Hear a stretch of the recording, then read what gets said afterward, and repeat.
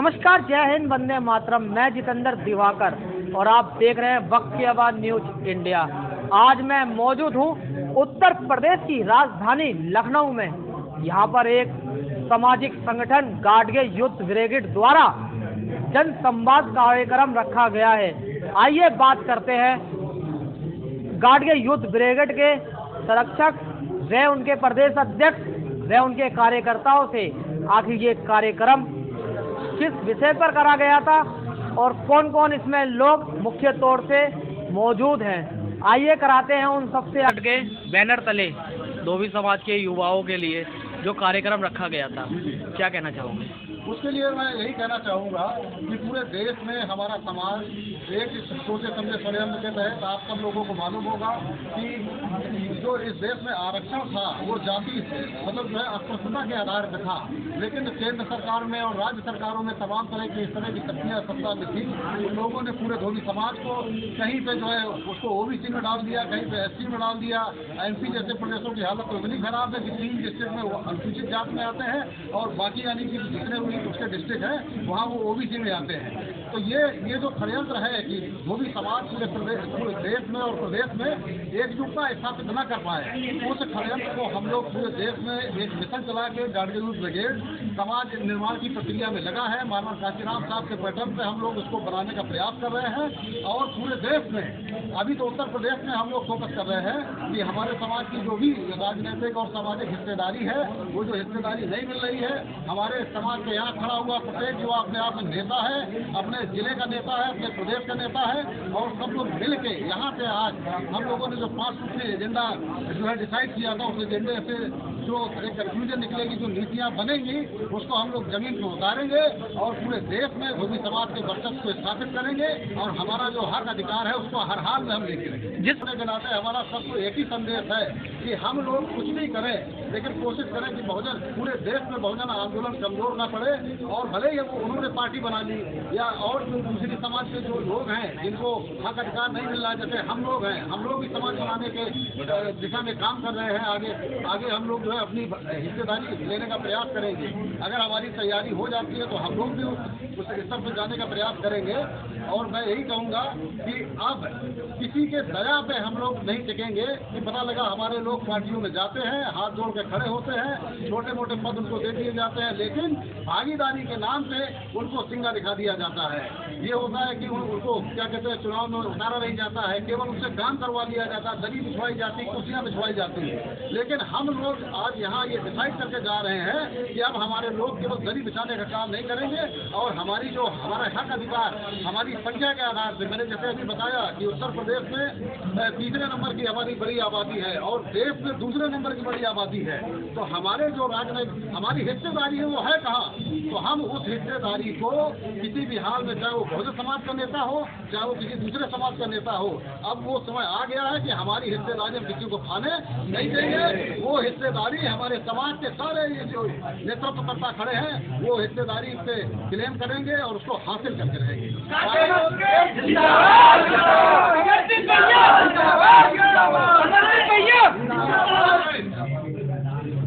जाते जाते हमारे चैनल के माध्यम से खासकर रजक धोबी समाज के उन युवाओं से क्या कहेंगे अमरदीप सिंह माथुर, जो एक छोटे पद के लालच में हर किसी पार्टी के नेता के पीछे एक चपलूस बन के चलते हैं, उनसे क्या कहना चाहेंगे? वो देखिए ऐसा है, वो सारे भाई हमारे समाज के भाई हैं और हम उनकी कोई आलोचना नहीं करते हैं। समस्या ये है कि उनकी राजनीतिक समझ में समस्या है। कहते हैं ना कि अगर हमारे पास घर बनाने, अपना खुद का घर बनाने की क्षमता है तो हम किराए के मकान में क्यों रहेंगे।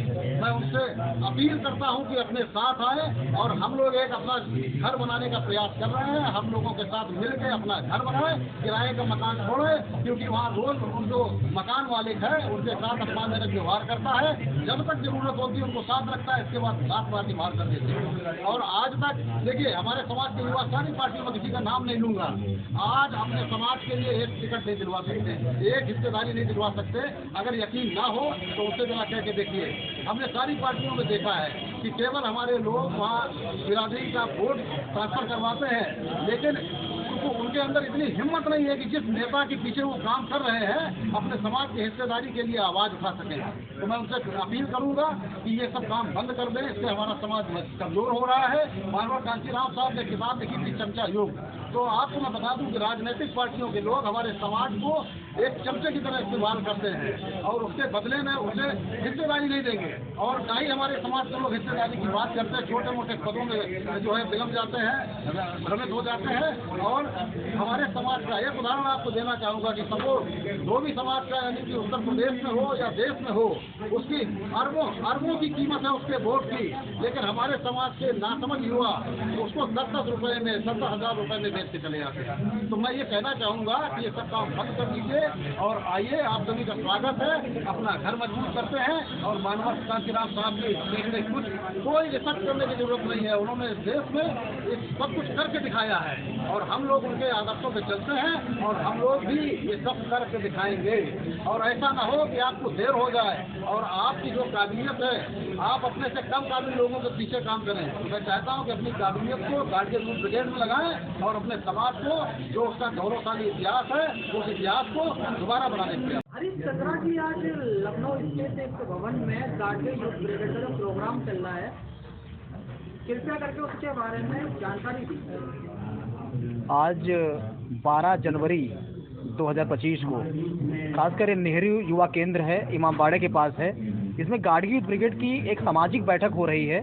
इस सामाजिक बैठक का उद्देश्य है कि हमारे खासकर धोबी समाज या रजक समाज के लोगों में जो शैक्षिक, सामाजिक, राजनैतिक, साहित्यिक रूप से या राजनीतिक रूप से लोगों का रिप्रेजेंटेशन कितना है समाज में, देश की पार्लियामेंट में। जैसे कि आपने सबको पता होगा कि देश की पार्लियामेंट में हमारे समाज का एक भी एमपी नहीं है, विधायक हैं विभिन्न विधानसभाओं में, लेकिन अगर राजनीतिक भागीदारी नहीं मिलेगी तो क्या वास्तव में हमारी सामाजिक शैक्षिक जिम्मेदारी मिल जाएगी।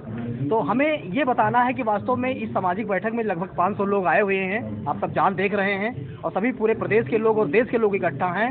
ये लोग अपने अपने विचार दे रहे हैं कि हमें सामाजिक और राजनीतिक और आर्थिक भागीदारी कैसे मिलेगी इस देश की राजनीति में, साहित्य में, शिक्षा में और अन्य नौकरियों में और अन्य सामाजिक कार्यक्रमों में। Thank you. देखिए, आज हमारा जो सामाजिक मूवमेंट है, गार्जियन यूथ ब्रिगेड के राष्ट्रीय संरक्षक आदरणीय अमरदीप माथुर जी के आह्वान से पूरे प्रदेश से आप देख रहे हैं इतनी भीड़ लगी हुई है कि मुझे मालूम पड़ रहा है कि इतने भी समाज के संगठन हुए हैं तो सबसे नंबर 1 पे गार्जियन यूथ ब्रिगेड का ये कार्यक्रम आज सबसे बड़ा कार्यक्रम है। समाज में उत्पीड़न जो हुआ, तमाम संगठन रहे, लेकिन किसी भी संगठन ने समाज को न्याय तक नहीं दिला पाया और गार्जियन यूथ ब्रिगेड के एक एक कार्यकर्ता ने IT सेल के माध्यम से हमारे सबके सहयोग से उस पीड़िता को न्याय दिलाने का काम किया है।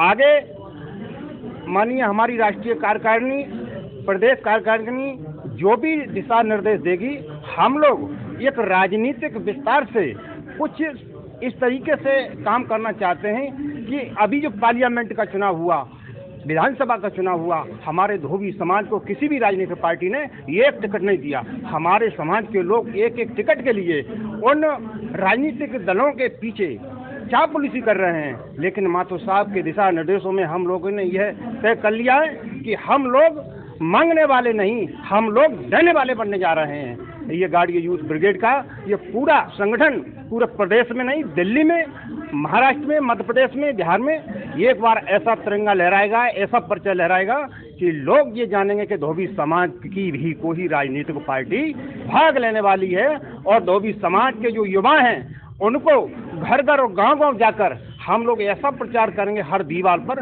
जो गार्जियन यूथ ब्रिगेड लिखा होगा। तमाम जो राजनीतिक पार्टियों के लोग हैं हमारे गार्जियन यूथ ब्रिगेड के राष्ट्रीय संरक्षक माननीय अमरदीप माथुर जी के सहयोग से उन्हें सहयोग मांगने का काम करेंगे और हमारा आने वाला समय ये दिवाकर समाज का होगा। साथियों, ये धोबी समाज का शासन होगा और धोबी समाज में तमाम ऐसे लोग हुए थे जिन्होंने आज़ादी से पहले देश में जो जलियांवाला बाग हुआ था उसमें धोबी समाज के लोग शहीद हुए थे सबसे पहले, लेकिन हमारे समाज को, इतिहास को दबाया गया। संत गाडगे जी महाराज को लोगों ने दबाया गया। मान्यवर कांचीराम साहब ने हमारे समाज के लोगों के लिए ऐसा कुछ किया जो कि हम लोग आज यहाँ तक बोलने के लिए आए हैं। इसी कड़ी में हमारे हरीश चंद्रा जी वो दिल्ली से आए हुए हैं ऐसे लोगों ने हम लोगों को सहयोग से सब कुछ, आप देख रहे हैं ये गार्गी यूथ ब्रिगेड आज लखनऊ की इमामबाड़ा नेहरू युवा केंद्र पर भारी भीड़ के साथ में आपके बीच में खड़ा है, और इन्हीं बातों के साथ मैं आपको बहुत बहुत धन्यवाद दूंगा। हमारे साथ मौजूद है गाडगे यूथ ब्रिगेड के उत्तर प्रदेश अध्यक्ष गुड्डू भारती जी। आइए करते हैं उनसे बात। गुड्डू भारती जी, आज लखनऊ स्थित आपका क्या प्रोग्राम हुआ? हमारा गाडगे यूथ ब्रिगेड जो संगठन है धोबी समाज का, उसका प्रोग्राम चल रहा है यहाँ लखनऊ में। सामाजिक संवाद के नाम से कार्यक्रम रखा गया था। उसी में बहुत से लोग, कई प्रदेशों के लोग आए हुए हैं और प्रदेश के प्रति जिले से लोग आए हुए हैं भारी तादाद में। और हमारे समाज में बहुत ज़्यादा उत्साह है और समाज को आगे बढ़ाने के लिए, समाज के अंदर जो कमियां हैं उनको पूरी करने के लिए सभी लोग मेहनत कर रहे हैं। और इस बात से मैं आज बहुत खुश हूं कि मेरा समाज आज उन्नति के तरफ बढ़ रहा है और दिन पे दिन शिक्षा, नौकरी, व्यापार, हर तरफ आगे बढ़ने का काम कर रहा है और समाज को एकजुट करने में लगा हुआ है और समाज हमारा दिन पे दिन आगे बढ़ रहा है। और इस मीटिंग के बाद हम लोगों ने जो तैयारी की है, पूरे प्रदेश में बहुत तेजी के साथ हम लोग संगठन को और मजबूत करेंगे। संगठन को केवल उत्तर प्रदेश में ही मजबूत करेंगे कि और भी प्रदेशों में? नहीं, मैं उत्तर प्रदेश का प्रदेश अध्यक्ष हूँ, तो उसके नाते मैं उत्तर प्रदेश देख रहा हूँ, लेकिन हमारी सब लोगों की जिम्मेदारी है पूरे देश के अंदर। हम लोग पूरे देश के अंदर अपने संगठन को मजबूत करेंगे और इसको हर मामले में नंबर 1 बनाएंगे। और इसी तरीके से जब पूरी तरीके से पूरे देश में विकसित हो जाएगा मजबूती से, तब हमारे समाज की एक जागरूक पहचान होगी और हर जगह पे हम लोग, चाहे राजनीतिक हो, चाहे सामाजिक हो, चाहे आर्थिक है, हर तरीके से तभी हम लोग मजबूत हो सकते हैं जब हम लोग एक तरफ से पूरा समाज हम संगठित हो जाएंगे और शिक्षित हो जाएंगे, तभी हम लोग पूरी तरीके से मजबूती कर पाएंगे। इसी वाणी के साथ मैं अपनी विराम देता हूँ। जय संत गाडगे, जय भीम, जय संविधान, नमो।